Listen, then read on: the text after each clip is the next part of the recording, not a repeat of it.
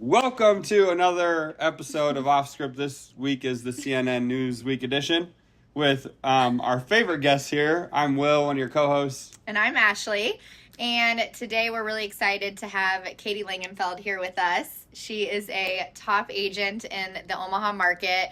We're going to be getting some of her best tips and practices on how to win with buyers in this market and how to set them up for success.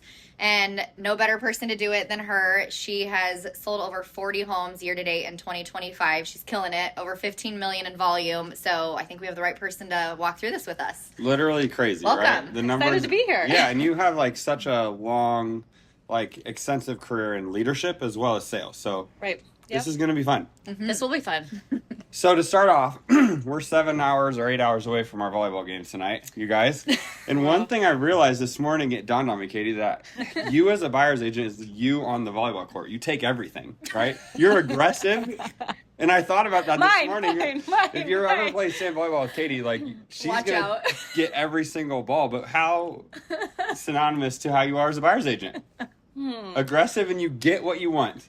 Yeah. Well, yeah. I try not to step on toes as much as I do on the volleyball court, but in volleyball I have a quadrant with 6 people. With 6 people, yep. We try and contain her in that quadrant. Yeah. I can't be contained. Makes perfect sense that you've got this many deals under contract. So so you've been doing this how long now? So this is coming up on 2 years with you guys, yeah. 2 years. Okay. So, and I feel like we've seen a lot of change in the market over 2 years. Yeah. So let's start high level. And Ash, you can kind of talk from what you're seeing from buyers offers. Yeah. With you guys obviously doing listings and buyers only. And Katie, what do you have you seen change over the past year when it comes to how buyers negotiations are going and just buyers entering this market and what they're experiencing? Well, from a high level, we've definitely seen the market shift a little bit. I'm seeing that on the listing side, which of course it's reflected on the buy side. So from a high level, there's definitely more inventory out there. We're about 10% increase year over year from inventory last year to this year. So buyers clearly have more options to choose from. And our average days on market is ticking up slowly. We're about 17 days. Still not a huge increase from where we were at last month. It went up from 15 days to 17 days. But we see the impacts of that in negotiations, what's happening with how quickly we're getting offers when the homes are listed on the market. I'm personally on my side seeing just a lot longer of a wait time, and you're having to be extremely patient on the seller side for a buyer to come and write an offer. That's not in every scenario, but in comparison to what it was a year ago, patience is key right now for sellers. Mm-hmm. So we'll kind of flip that over since we're here to talk more about buyers of what you're seeing. Yeah, I would say 2 years ago, it was whatever list price was, it was a race, who could get there the fastest and put in the cleanest offer and ask for the least in a lot of cases. So for first-time home buyers, it could be very challenging at that time. And still it can be now too. But I feel like in the last 2 years, because there's longer days on market, depending on the house, there has been more wiggle room. So I was looking up stats recently, and last year for the whole year, I was able to get just over 100,000 in seller concessions that my buyers could use towards those closing costs or blah, blah, blah. And this year already, I think I'm over 120,000 for those kind of concessions. So I think, the longer days on market certainly does give us a little bit more leverage. And before we weren't able to just have an aggressive offer right at when it went live on the market.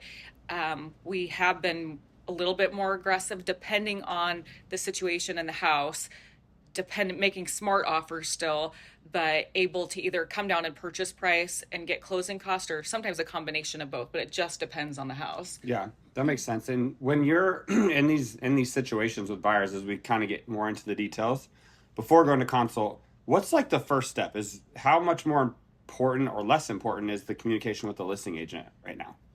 I still say that is the biggest thing that helps me understand, because it's not always about how can we just really stick it to that seller and make them pay. And it's coming together of the minds and trying to figure out what is a win for both clients.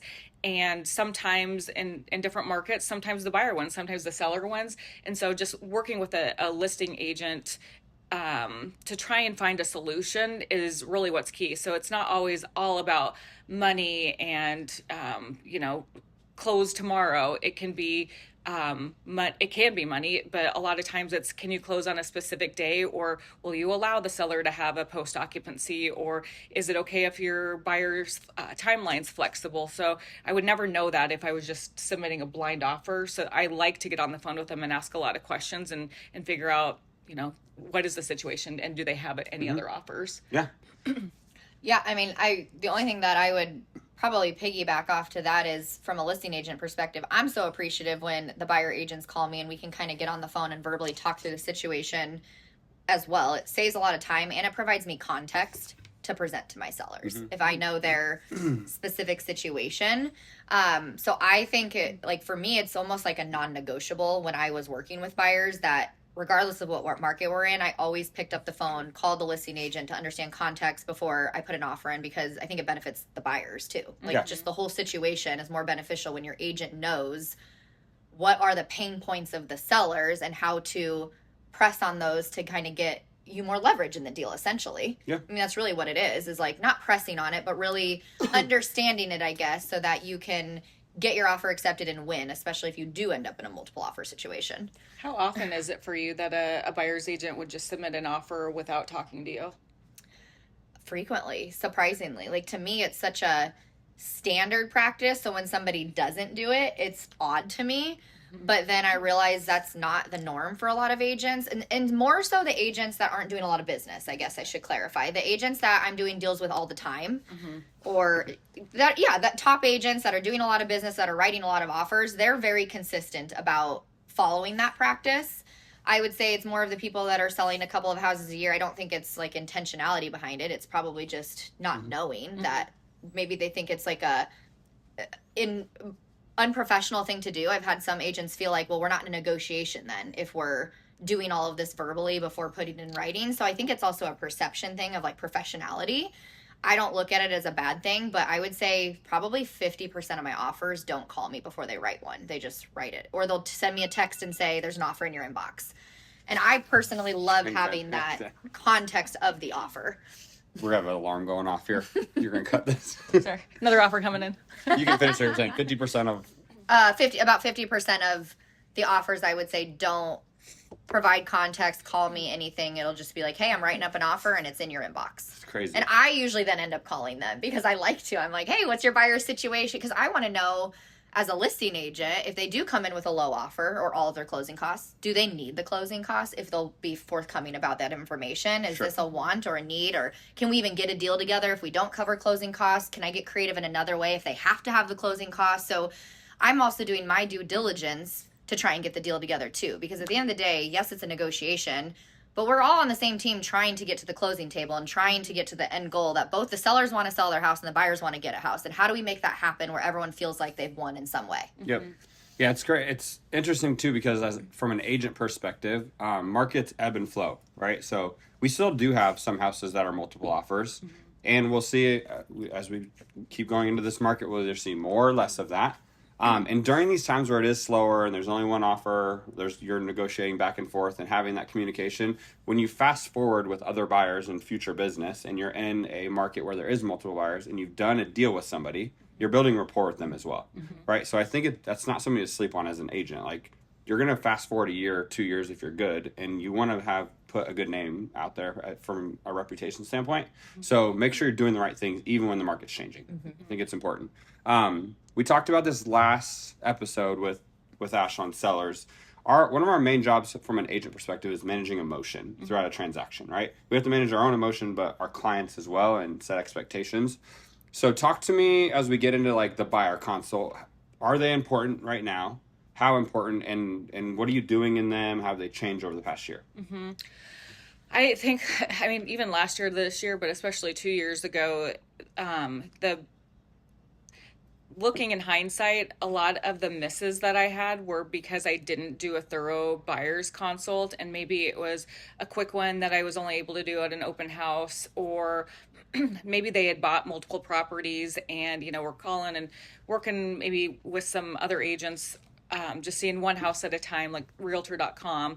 And so sometimes those people that are more transactional don't always see the value of a buyer's consult. But if I've if I have the time to talk to them on the phone and explain how important it is, then I would say near all of them, it was beneficial to have gone through the process and people really understood. And I think sometimes when I skimped on it or I didn't cover the market, especially for out of state buyers that maybe bought before COVID, that were able to put in offers, 20 or 50 grand under asking price back then when it was a completely different market. If I skimped over that and didn't cover that really well, then by the time we got to the offer and they wanted to put something in that was considered lowball at the time, then I'm like, oh, well, this is my fault because I didn't do my job. And so now I'm a little bit, well, not a little bit, I'm a lot more direct about here's what we're seeing in the market. And on certain houses, we're able to do that. And I'll explain, the timing, days on market,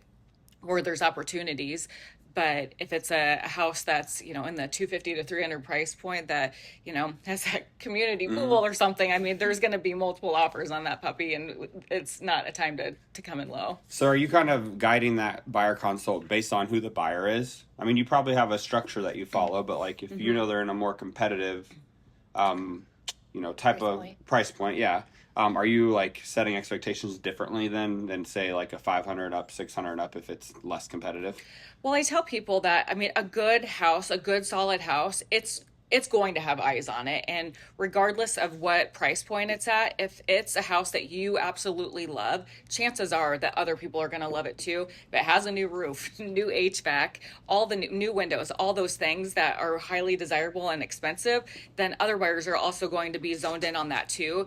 And so it doesn't mean that necessarily we have to come in over asking. It just means that if you love it, we go see it, and we want to put in an offer, I'm going to work with that agent very closely to see, are there any other offers? And we need to do this smart because I don't want to be the reason that we lose out on the house because I didn't ask the right questions. So I think my biggest piece of advice is if you see a house that comes on the market today and your clients really love it, don't wait till tomorrow or the next day. Even though market days are getting longer, those amazing houses aren't going to last. That's right. Yeah, and it always happens, right? Even on these houses that have been on the market for 2-3 weeks, the moment one person goes towards it, somebody else comes and there's another offer. Exactly. You're Yeah. like, are they lying? Yep. I always wondered sometimes. I know. 300 days on the market, and then all of a sudden I put in an offer, and yeah. There's 3 others that day. Yep. You've had a Yeah. lot of interest this week. But you said something that was important, right? If you like it, somebody else probably likes it. And it's not uncommon for buyers to lose out sometimes that first time if the expectations aren't set during a buyer consult because they don't maybe have that sense of urgency that they realize they have to have. Mm-hmm. And so it's not uncommon for them to lose out because they might write an offer, but they might write a lowball offer because there's no other offers yet. But then one comes in the next day.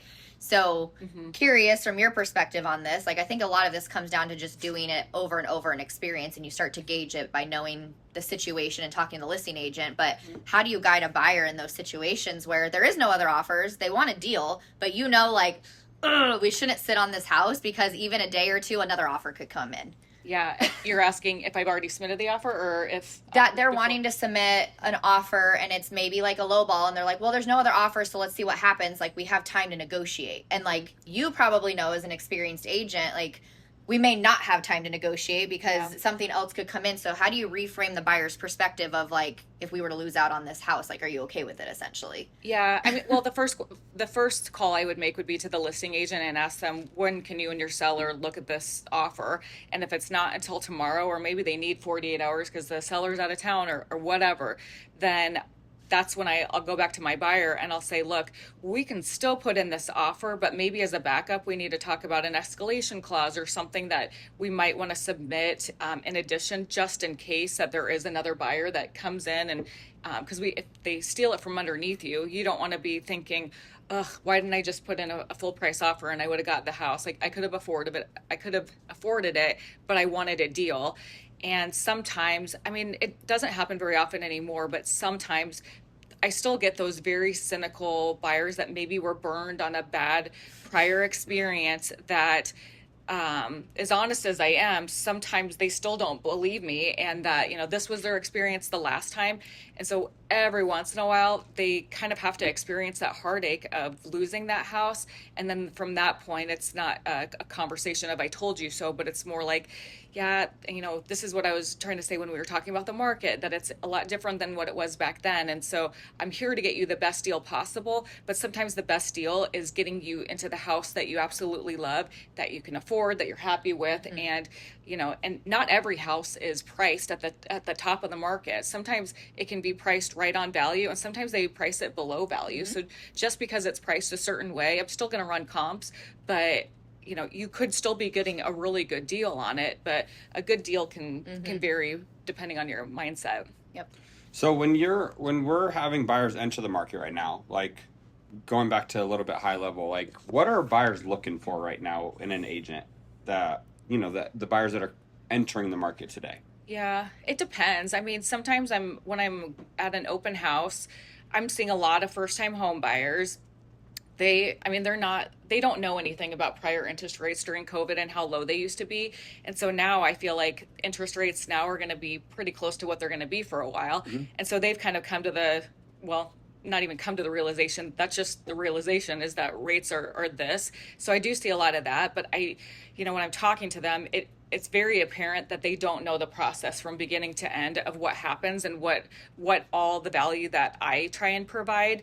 And so that's something that I like to kind of ask a lot of questions on and see, have you done this before? What kind of help do you need? Have you already talked to a lender? Do you know what to do?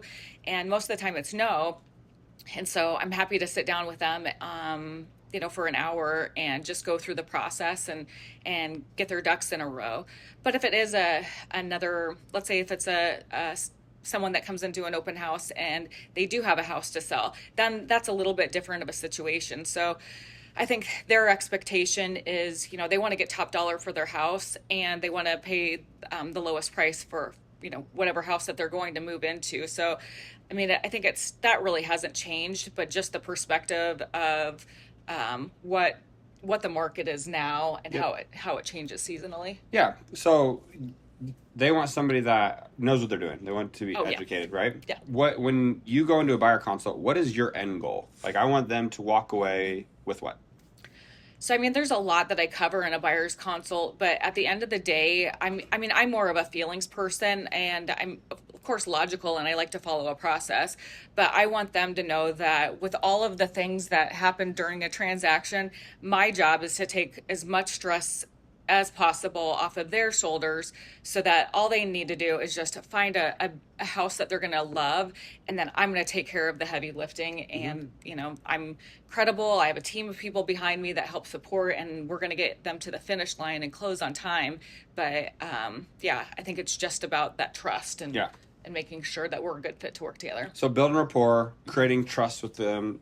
You said earlier, educating them. Yeah. Right? So just making sure that they know what to expect throughout the process.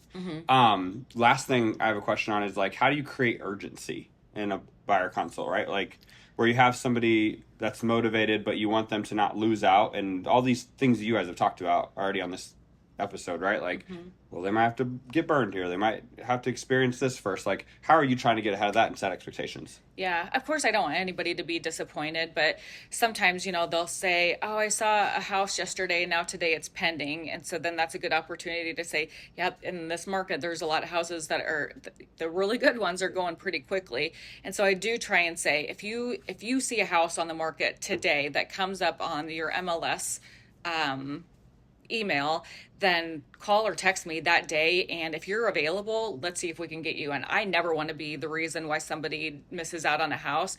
So if I can't see them, then I have a showing assistant, and then if she can't show them, then I have another showing. Like, there's options for backup.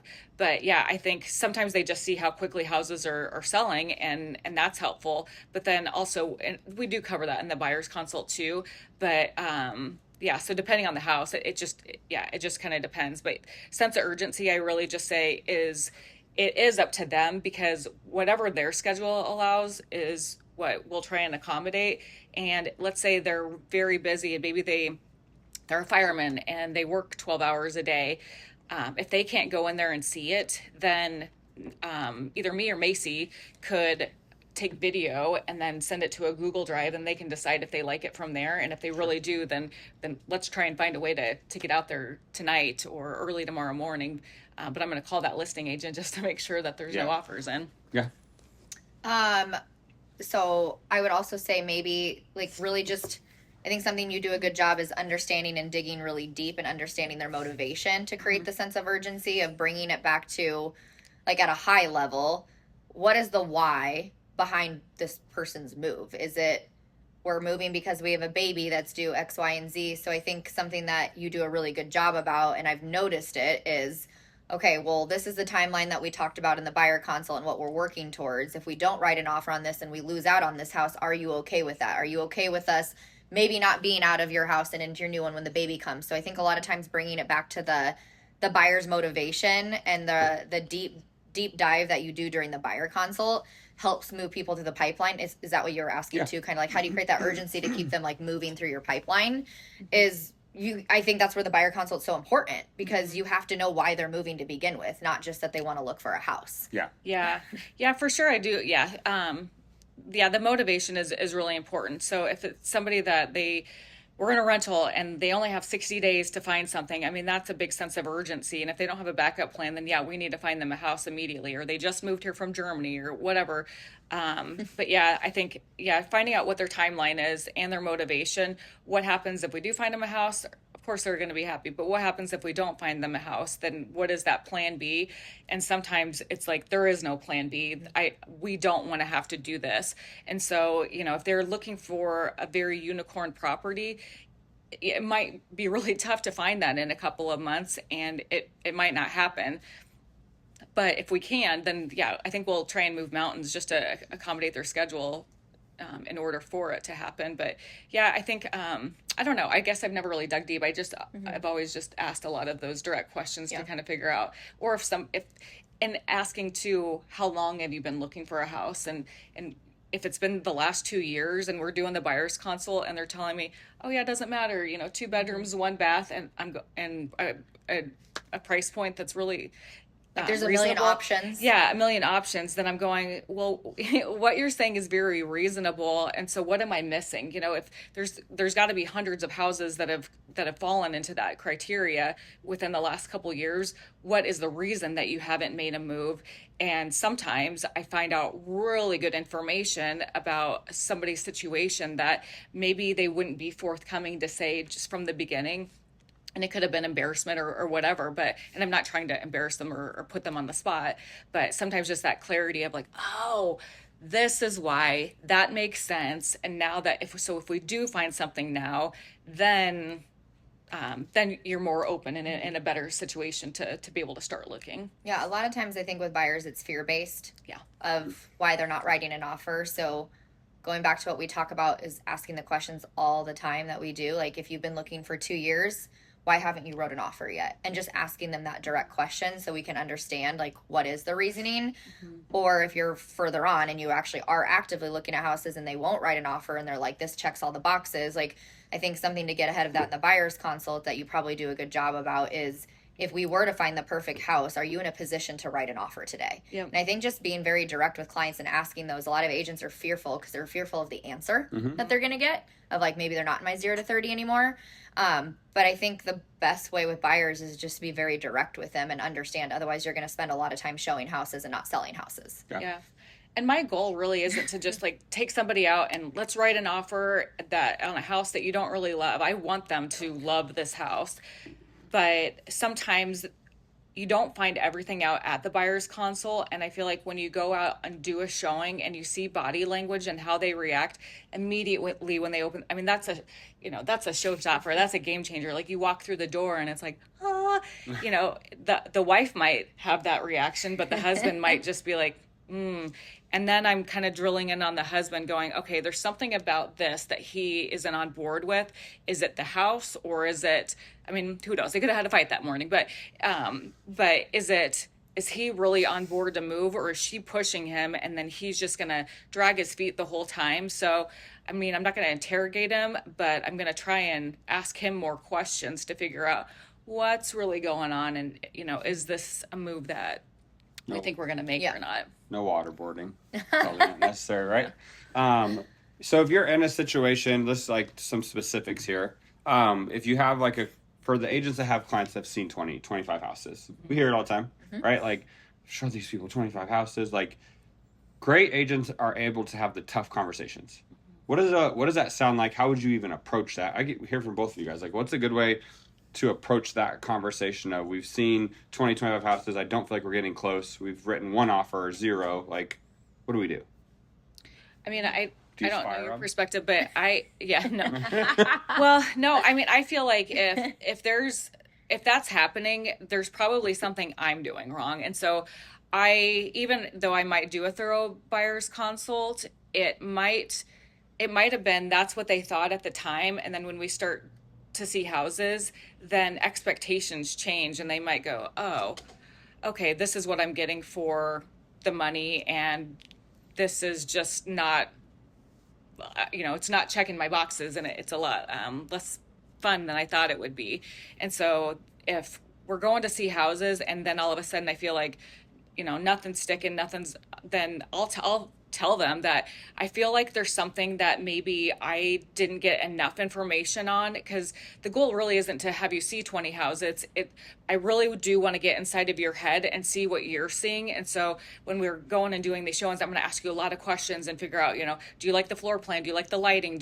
Is there something that worries you? Because I'm going to be pointing out a lot of the negative about the house. If I see water or, the roof's leaning or whatever, then I'm going to point out the negative. And sometimes you can't see those from photos, and you do have to go into the house. And sometimes it does require a lot of showings for different price points. But generally, if we're seeing a lot of houses, I'm not asking enough questions to figure out what is it about this one that's not filling your needs, and how can we drill down and really only start to see houses. Because sometimes, if they have a very low price point, they'll just start throwing things at the wall and like, can we see this? Can we see this? And It's like anything. yeah, just, we're desperate. We want a house. And, it's very time consuming to do that. So if they have a list of houses and I'm able to do it throughout the day instead of, being away from my family at 8:00 at night, then depending on the house, as long as it's in their criteria, I think it's worth, going out and doing a pre-showing if I have time. Mm-hmm. Yeah, I mean, I would agree with everything Katie said, and going back to setting expectations at the buyer consult of what the average number of houses are that your average clients look at. I know it varies a lot, but there is a general average. Like, you're either showing an average of 40 houses to people or you're showing an average of 5. And I think foreshadowing and setting that expectation with buyers can be really helpful, because they don't know what they don't know, especially first-time home buyers. Yeah. They think, like, let's go look at hundreds and hundreds of houses because there might be another one that comes on the market. And there is always going to be another one that's going to come on the market. But I think setting that expectation with them of, like, if I'm doing my job right and I've really created clarity around your wants and needs, and we're being very selective what we go and see, we should, in theory, only be looking at X amount, whatever your average is, 5 to 10 houses before we find you the right thing. And if we're not finding it, then I haven't done my job, and I'm going to come back to you, and I want to regroup on our criteria and refine that and really set expectations of what we're looking for. And I think that can help you as an agent not spin your wheels, showing and showing and showing and showing lots of houses without making any movement. Again, I think it goes a lot back to fear-based, especially for first-time home buyers, and just resetting those expectations with them in a kind way that doesn't make them feel bad for doing that. But, like, our job is not to just show houses. Our job is to help you find a house and buy a house, which is why we did the consult. Yeah. Well, and sometimes too, like, I'll ask people, when you bought your last house, how many showings did you do before you ended up putting in an offer? And if they say, oh, I saw 25, then my reaction is usually, wow, that's a lot of houses. Why? And, trying to dig down a little bit more. But what would you say your average is? Sorry to interrupt you, but, like, if you just had a guess, like, on average, has that gone down from last year to this year? Yeah. I think that shows expectations and skill set difference. Have you seen a big difference in that? I feel like you're operating right between like 4 to 6. Yeah, that sounds right. I was going to say 5. I mean, I think I always want to communicate that I'm never going to be lazy, that I'm not willing to show over X amount of houses, because I think they want somebody that's going to work hard for them, and that I'm not just being annoyed of every time I have to do a showing. And sometimes you have to do showings if, sometimes they don't disclose a cracked foundation or, water damage. And there can be a lot of things that you just don't see from the photos. So I don't set a max number that I'm willing to go out and see with them. But yeah, if it gets beyond that, like 6, 7, 8, 9, then I feel like, okay, let's take a step back. what is it that we've seen so far that hasn't met your criteria and your expectations, and what can we do to really hone that in? Because sometimes I'm sending them listings from the MLS and they're getting listings from Zillow that they're sending me, and I'm like, this doesn't seem like what we've been looking at before. Why are we going to see that now? And I won't be like, why are we going to see this house?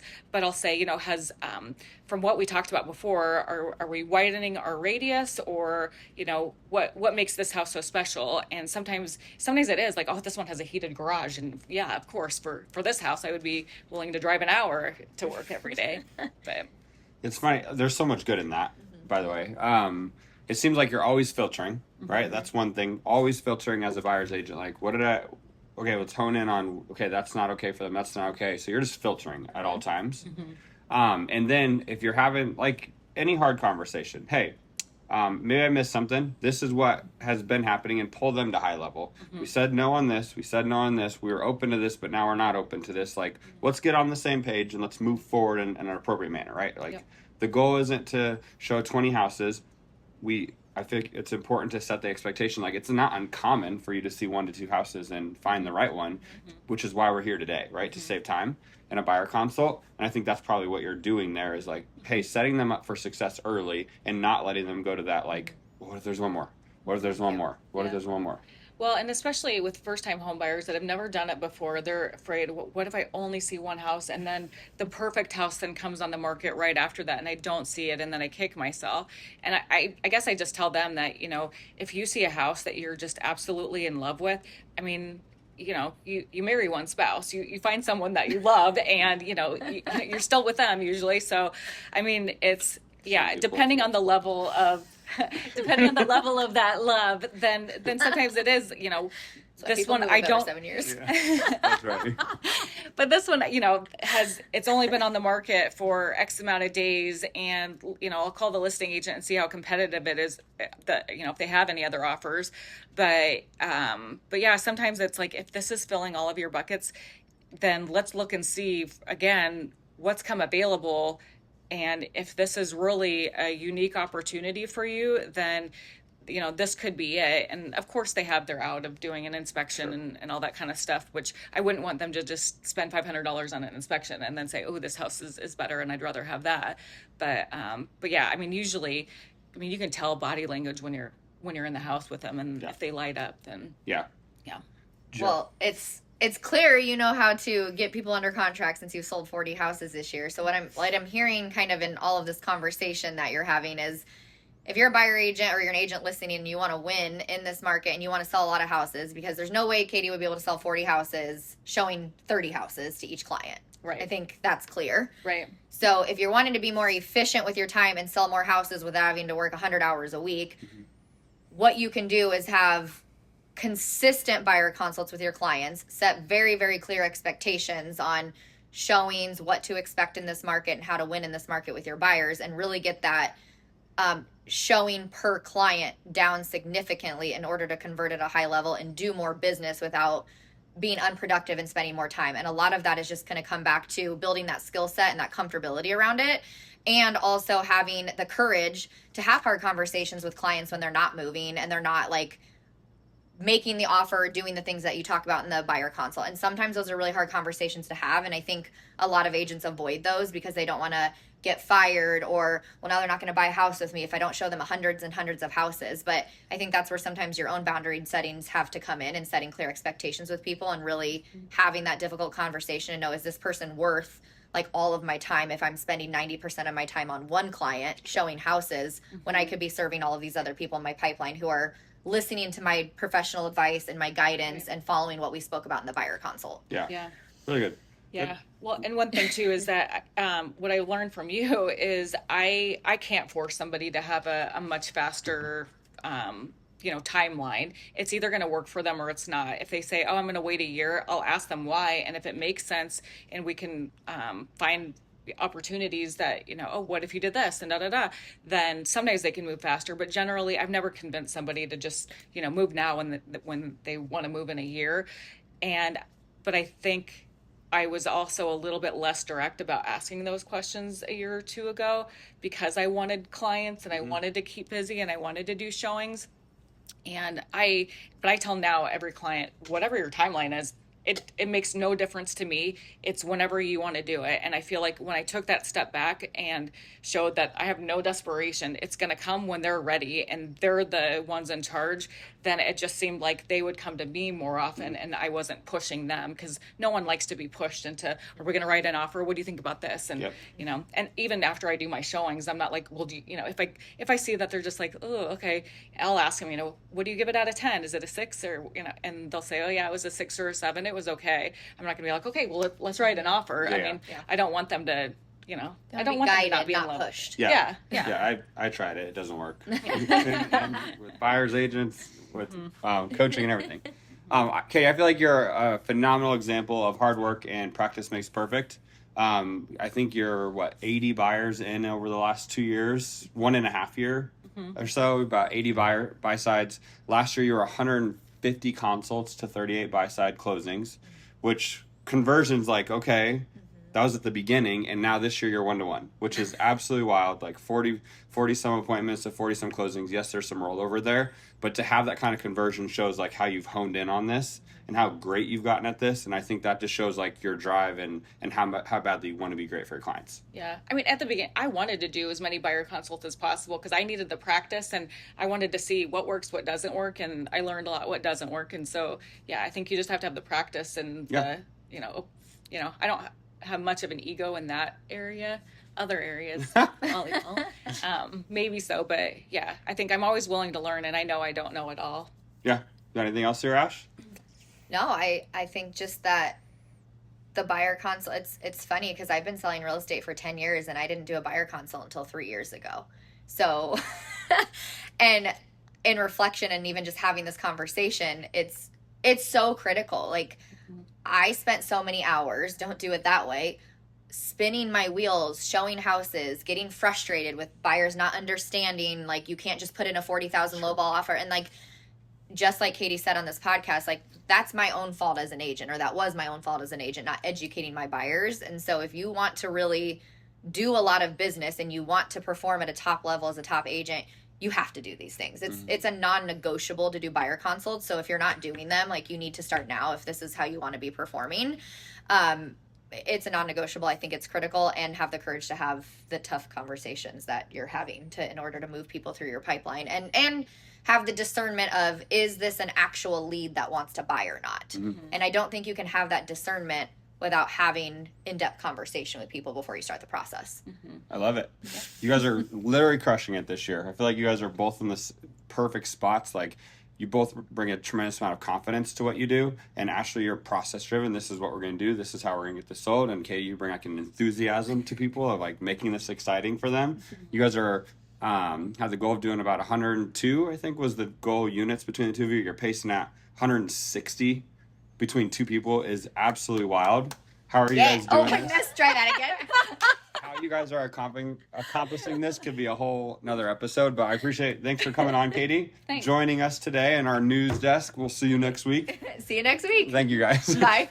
Over the weather. Over